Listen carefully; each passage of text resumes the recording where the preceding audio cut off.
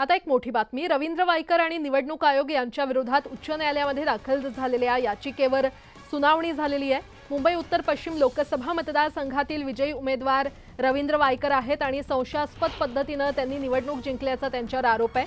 4 आठवड्यात उत्तर सादर करा असे निर्देश उच्च न्यायालयाने रवींद्र वायकर यांना दिलेले आहेत। 3 ऑक्टोबर पर्यंत सुनावणी सध्या तहकूब करण्यात आली आहे। तर वायकर यांचा विजय रद्द करून अमोल कीर्तीकर यांना विजयी घोषित करा अशी याचिकेमध्ये मागणी करण्यात आली होती।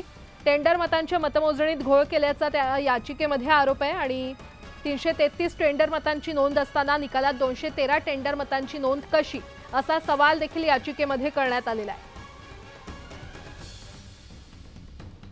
त्यामुळे आता 4 आठवड्यात उत्तर सादर करण्याचे उच्च न्यायालयाने रवींद्र वायकर यांना निर्देश दिलेले आहेत। या क्षणाची मोठी बातमी आपण पाहतोय।